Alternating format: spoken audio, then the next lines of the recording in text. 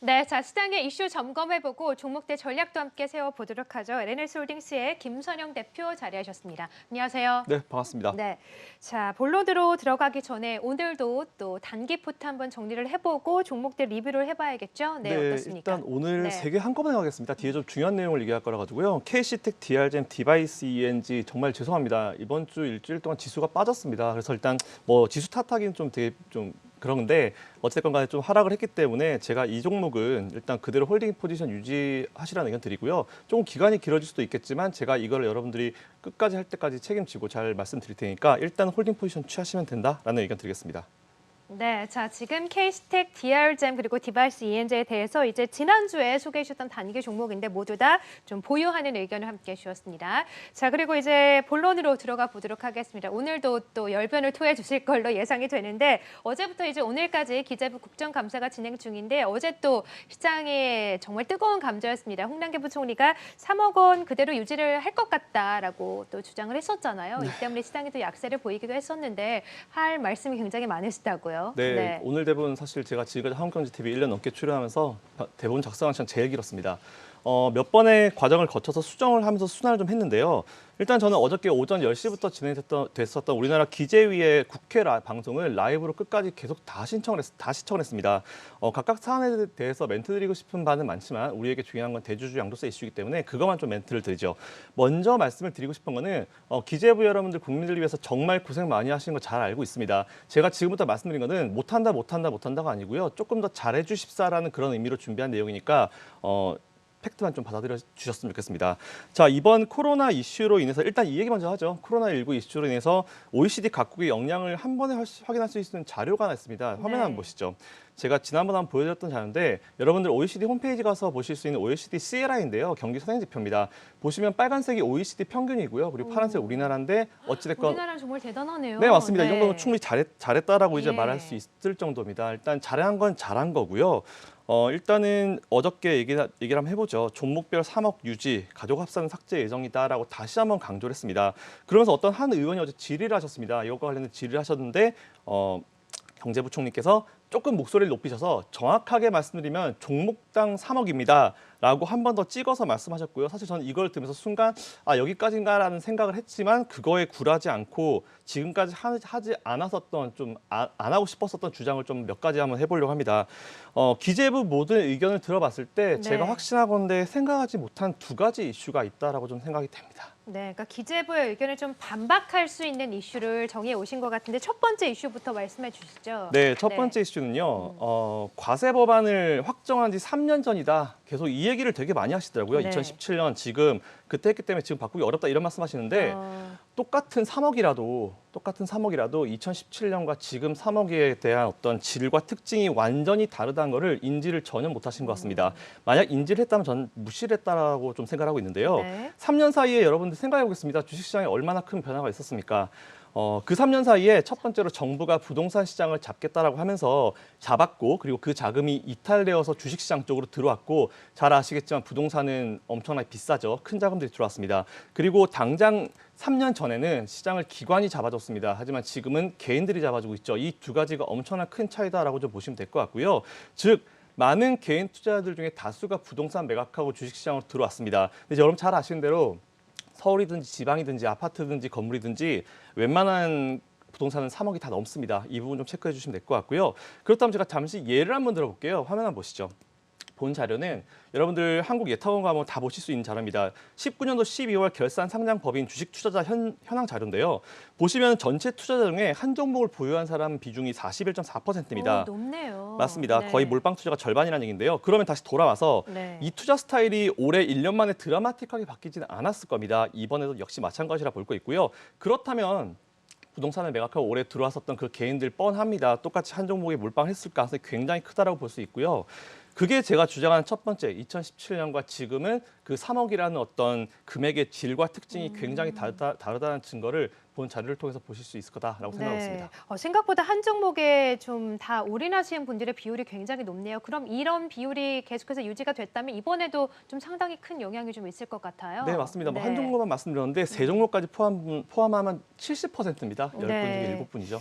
엄청나게 그렇군요. 많습니다. 자, 첫 번째 이슈 반박을 해주셨고 두 번째 이슈에 대해서도 좀 살펴보도록 할 텐데 지금 많은 개인 투자자분들이 가장 두려워하시는 게 대주주 양도세 이슈 조건이 3억 원 유지가 되면 이제 연말에 매물이 엄청나게 출하될 것이다. 이걸 가장 두려워하고 계신 거잖아요. 네, 맞습니다. 네. 그래서 두 번째 제가 준비한 거는요. 확실히 정부 공무원분들은 주식 안 하시는 거 티납니다. 아니 못 하십니다. 왜냐하면 그렇죠. 고위공무원이 네. 되시면은 당연히 이제 신탁을 해야 되는 규정이 있고요. 이 규정을 제가 바꿔야 된다라고 말씀은 못 드립니다. 왜냐하면 이 규정이 생긴 이유는 굉장히 합당한 이유, 고위공직자의 부패를 막기 위한 규정이기 때문에 이거는 바꾸라고 주장은 못 드리고요. 그렇다면 제가 예전에 잠깐 주장했었던 고위공무원이 되시거나 아니면 국회의원이 되시면 전원 펀드를 가입하시는 법안을 하나 만드는 건 어떨까라는 중간으로 한 멘트 한번 네, 드려보고요. 그때 말씀하셨죠. 네, 본론으로 바로 가보겠습니다. 3억당 보유한 사람이 전체 1.5%밖에 안 된다. 그래서 과세 된다. 이런 말씀을 하시는데 이 주장을 또 KDI도 주장을 하더라고요. 굉장히 좀 실망을 했는데 앞서 말씀드린 대로 이 3억 원에 대한 질이라는 부분 다시 한번 좀 생각해 보시면 될 것 같고요.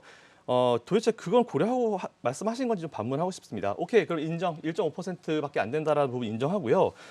하지만 주식시장 여러분 잘 아시겠지만 이른바 큰 손이라는 것이 있습니다. 제가 준비한 이미지 한번 보시죠. 굉장히 네. 쉽게 정리했습니다. 자, 이 이미지를 보시면은 제가 주가 하락에 대한 패턴을 만들어 놨고요. 첫 번째, 1단계로 큰손 대주주들의 회피 물량 출회가 됩니다. 여기서 큰손은 기관이 될 수도 있고 증권사, 투신, 외국인들이 될 수 있고요. 여기서 굉장히 어이없이 양도소득세를 자기네 국가에 내는 외국인들은 제외하죠. 이것까지 얘기하면 저에게 시간이 없기 때문에 이거 제외하겠습니다. 자, 이 이미지대로 나와 있는 대로 큰손이 시장에 공포감을 느끼거나 뭔가 이슈가 있어서 매도를 하게 되면은 네. 물량을 줄이기 시작합니다. 여기 그렇죠. 설상가상으로 요즘에 외국인 기관 다 매도한 시점에서 어떤 종목을 매도한다면 그 기업의 주가는 당연히 빠지겠죠. 그러면 네. 그 순간 일반 개인 투자자, 특히 최근에 유입된 주식에 대해서 잘 모르는 개인들은 말 그대로 멘붕에 빠집니다. 그렇죠. 게다가 거의 최근에 이제 신용융자까지 늘었죠. 그 어느 순간 신용융자 강제 청산에 불러옵니다. 마진콜 터지기 시작합니다. 그렇게 되면은 개인 투매, 큰손 투매, 또 마진콜. 제가 우려하는 게 이겁니다. 3억이 1.5%밖에 안 된다고 하는데 잘 아시겠지만 그런 분들이 한번 던지기 시작하고 매도를 하기 시작하면은 주식시장의 패닉을 이끌어오는 건 누가 봐도 자명합니다. 1.5%밖에 안 되니까 과세를 해도 된다라는 건 굉장히 말도 안 되는 얘기고요. 주식시장의 기본적인 어떤 하락 시스템 자체를 이해 못하는 거다라고 좀 강하게 주장을 하고 싶습니다. 네. 자, 어쨌든 이렇게 개인들이 어쩔 수 없이 올해 매도하게 되면 그 물량 누가 받겠습니까? 외국인들, 기관들 좋다고 받겠죠. 제가 항상 말씀드리지만 개인 투자자분들 올해 정말 노력해서 시장을 받쳐왔는데 그 물량을 왜 억울하게 넘겨야 됩니까? 저는 이 부분에 대해서 다시 한번 좀 강조를 드리고 싶고요. 제가 우려하는 부분 이 부분이고 또 하나 올해 처음 들어온 개인들, 특히 젊은 친구들, 대학생들이나 젊은 분들이 어른들이 그런 얘기 합니다. 주식은 폐가 방식의 지름길이다 이런 말을 하는데 또 이런 상황이 제도적으로 문제가 발생하게 되면은 오래되고 잘못됐던 방금 그 문장 자체가 또 그들에게는 사실로 받아들여지게 되고요. 우리 서민들은 도대체 뭘로 자산을 늘려야 될지 좀 굉장히 의문이 가는 부분입니다. 네. 자, 지금 이제 큰 손들의 매도가 또 시장에 미치는 영향까지 한번 분석을 해주셨는데 만약 정말 이렇게 된다면 더욱더 우려감이 좀 커질 수밖에 없는데 마지막으로 또 반박해 주실 이슈가 또 있다고요? 네. 일단 그래서 그전에 제가 재밌는 거 한번 준비해봤는데요. 예. 기재부가 멘트할 때마다 주식시장이 어떻게 되는지 잠깐 설명을 보여드리겠습니다. 했었죠? 네. 네. 화면 한번 보시죠. 그냥 그때쯤 돼가지고 봤습니다. 코스닥 차트고요. 4번 정도 동그라미가 있는데 첫 번째 3억 이슈 완화 재검토 얘기가 나오자마자 좀 이렇게 됐었고요. 두 번째 매도 폭탄 현실화 얘기 나오자마자 이렇게 됐고 그리고 추석 때 양도세 비상 얘기 나왔을 때 이렇게 됐고 어제도 네. 음봉이 나왔죠. 이 부분 좀 체크해 보시면 될 것 같습니다. 네. 그리고 마지막으로 반박을 해드릴 내용이 사실은 제가 이건 진짜 안 하고 싶었는데 지난 6월 달에 금융투자소득세 관련 공청회를 열었습니다. 그래서 제가 그때도 이제 이런저런 내용들을 봤는데 제가 내가 이걸 뭘 본 거지라고 생각이 들었었던 문장이 하나 있었는데요. 화면을 한번 보시죠. 6월 달 이런 얘기 했습니다. 부동산은 인플레이션 영향 받지만 주식은 영향이 없어서 장기 보유 혜택을 줄 필요가 없다. 라는 얘기를 했고요. 그리고 10월 달에 자본 동결 효과가 발생해서 거래가 위축될 수 있다. 또 일부러 장기 투자로 변경하는 경우 조세 회피가 발생할 수 있고 블라블라 있는데 오케이 10월 달 멘트는 이해합니다. 근데 6월 달 멘트 한번 보겠습니다. 혹시 앵커님 올해 인플레이션 하면은 어느 네. 나라가 떠오르세요? 인플레이션 하면 베네수엘라잖아요. 맞습니다. 네. 맞습니다. 정확합니다.